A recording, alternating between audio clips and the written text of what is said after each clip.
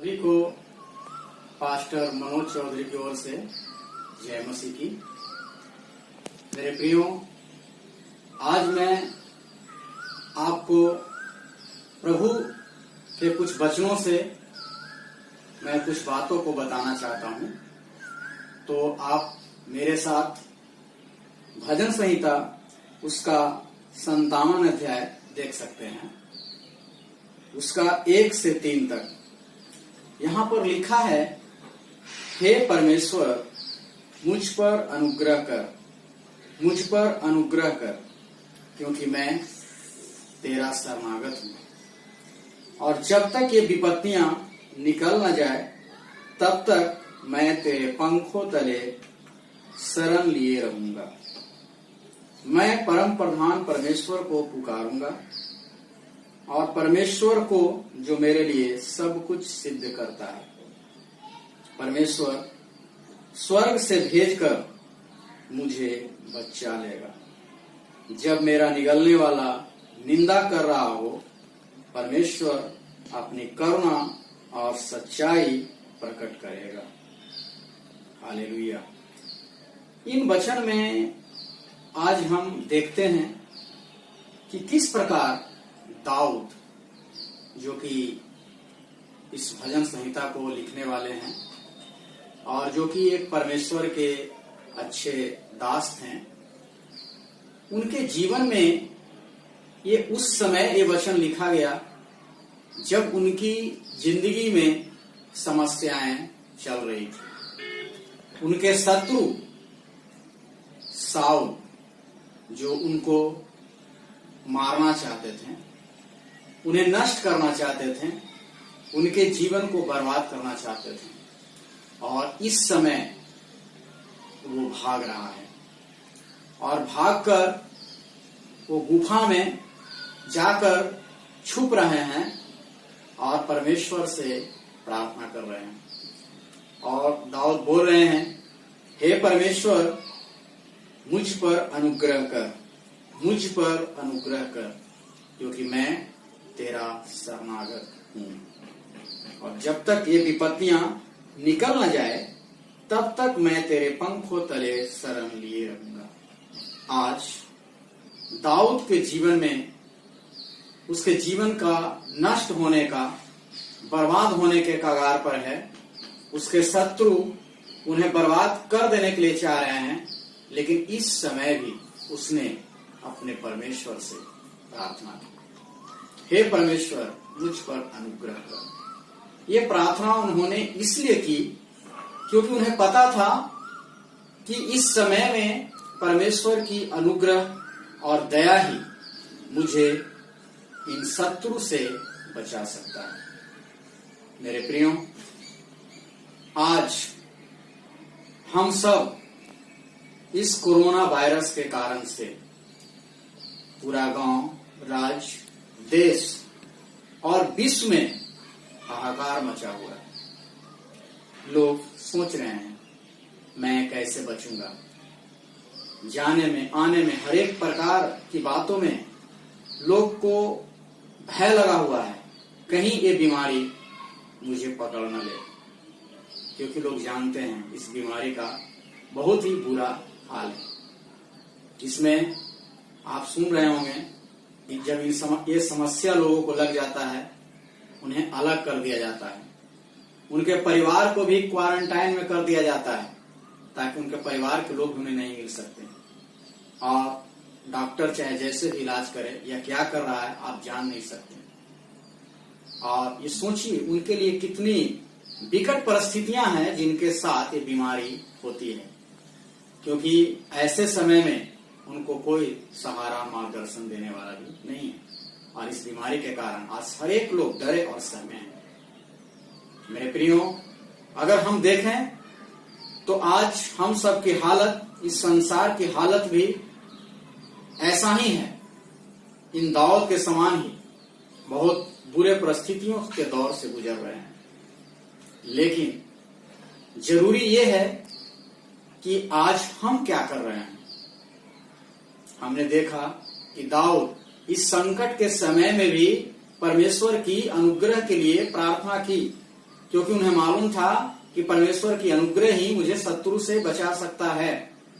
मेरे प्रियो, हम जानते हैं इस दुनिया में हमारा कोई भी शत्रु क्यों ना हो, और शत्रु के विषय में हम बात करें तो हमारे जीवन में बहुत सारे शत्रु हैं जो हमारे विरोध में काम करते हैं। जैसे आज कोरोना महामारी काम कर रहे हैं, हमारे जिंदगी में रोग बीमारी समस्याएं, दुष्ट आत्माएं, ये सारे शत्रु हैं हमारे जीवन का।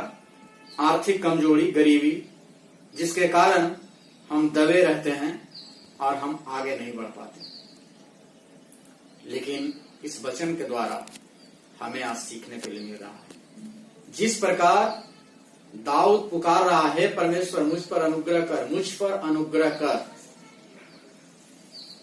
क्योंकि मैं तेरा शरणागत हूं।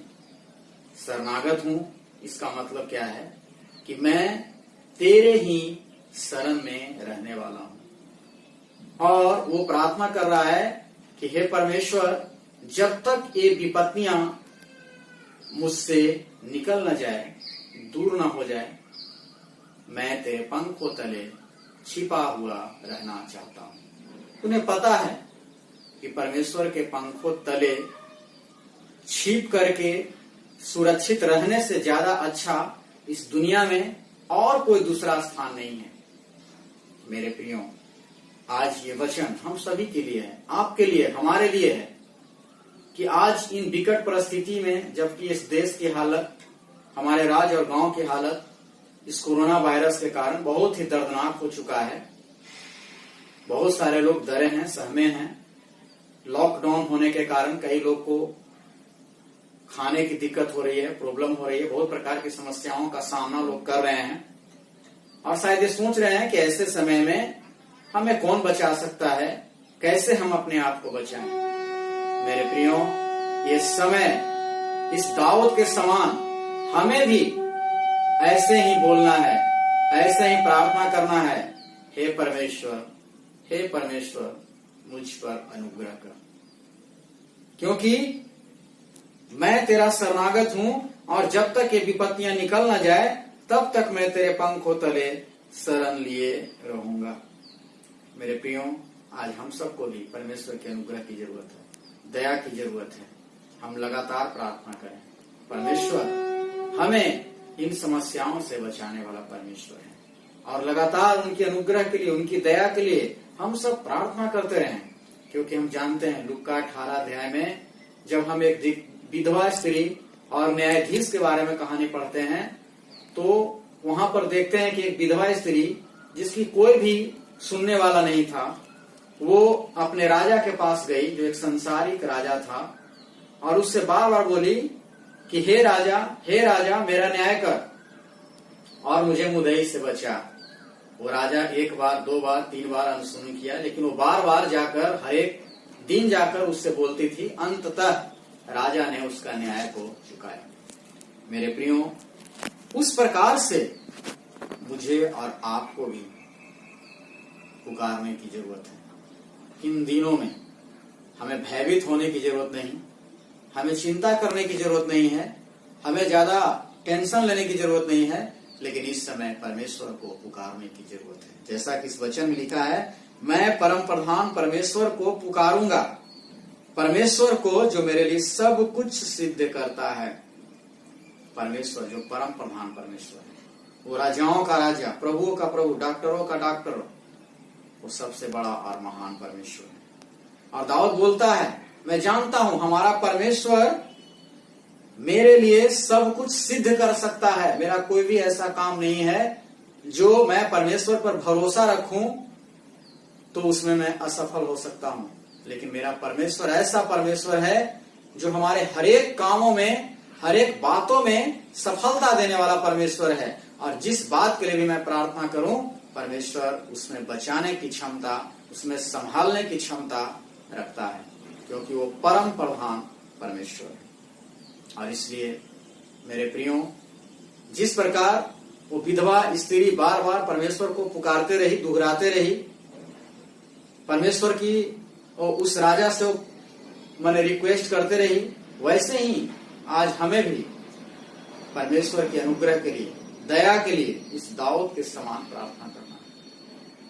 तब तक प्रार्थना करना है जब तक कि ये विपत्तियां हमारे राज्य से, देश से और विश्व से खत्म ना हो जाए, क्योंकि हम सब जानते हैं परमेश्वर का अनुग्रह ही हमें इन महामारी से, इन समस्याओं से बचा सकता है।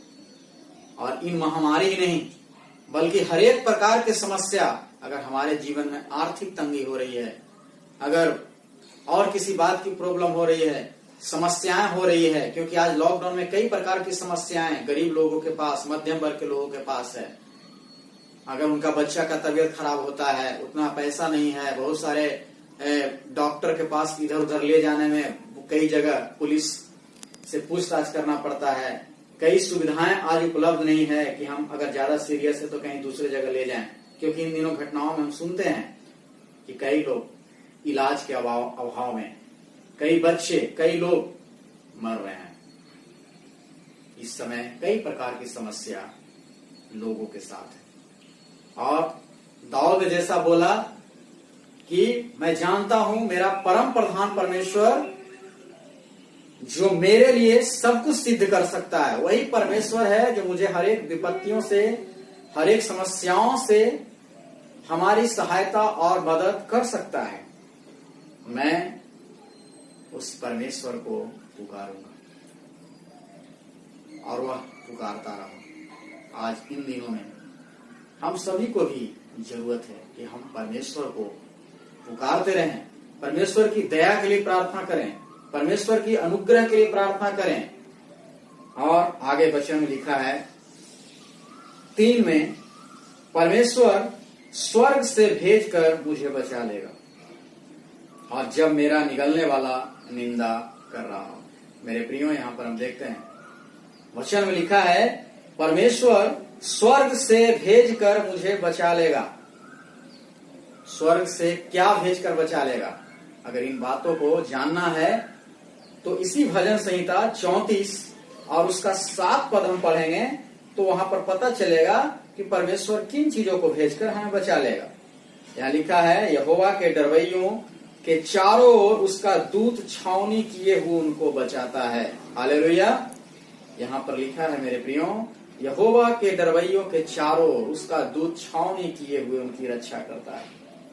इसका मतलब है कि जब हम पुकारेंगे, हम परमेश्वर से प्रार्थना करेंगे, परमेश्वर का स्वर्गदूत हमें और आपको क्या करेगा? सुरक्षा करेगा। हर एक समस्याओं से, हर एक परेशानियों से सुरक्षा करेगा और वो मुझे उन दुष्टों से जो मुझे निगलना चाहते हैं उससे वो बचा लेगा। क्योंकि आगे लिखा है परमेश्वर अपनी करुणा और सच्चाई प्रकट करेगा। मेरे प्रियो, परमेश्वर जब हम पुकारते हैं, जब हम नम्रता और दीनता के साथ परमेश्वर से प्रार्थना करते हैं, जब दीन होकर हम पुकारते हैं, परमेश्वर हमारी प्रार्थनाओं को सुनते हैं और स्वर्ग से अपनी सामर्थ को भेजकर, स्वर्गदूतों को भेजकर हमारी रक्षा और रखवाली करते हैं। अगर हमारे जिंदगी में किसी बात की कमी है, जरूरत है, तो वो स्वर्गीय आशीष को भेजकर हमारे लिए सब कुछ प्रबंध करते हैं। मेरे प्रियो, यहाँ लिखा है परमेश्वर अपनी करुणा और सच्चाई प्रकट करता है और परमेश्वर इसलिए हमारे जीवन में ऐसा काम करता है क्योंकि ऐसा होने के द्वारा परमेश्वर की सच्चाई और करुणा प्रकट होती है और लोग जान पाते हैं कि वही सच्चा परमेश्वर है। आपने दानियल नबी की पुस्तक में अगर हम देखेंगे तो सद्रक, मेशक और अबदेनको की कहानी है, जिसे नबूकदनेस्सर राजा ने उसकी खड़ी कराई मूर्ति की आराधना नहीं करने के कारण उनको आग के भट्ठी में डाल दिया।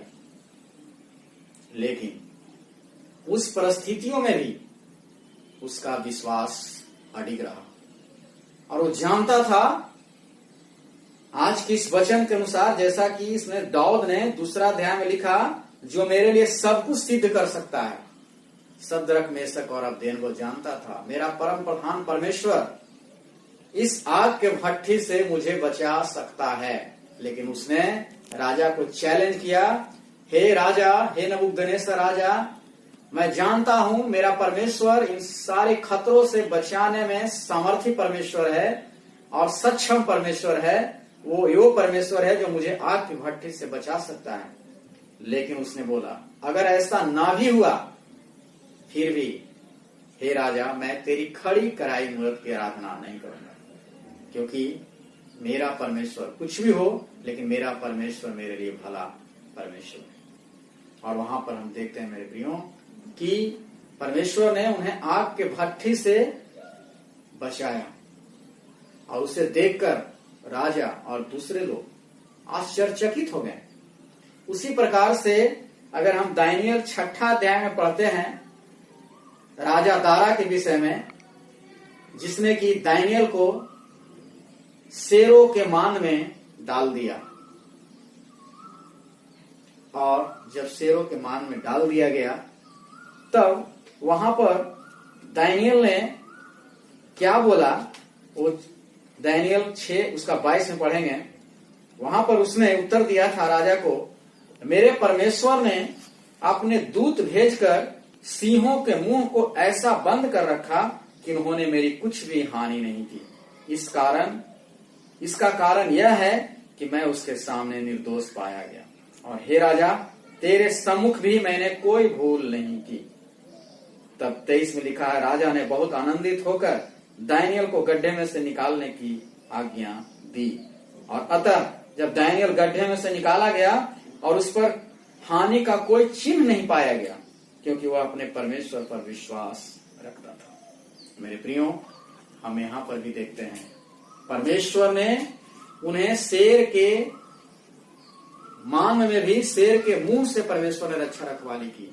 और इन बातों को देखकर, इन बातों को करने के द्वारा परमेश्वर ने अपनी सच्चाई को प्रकट की।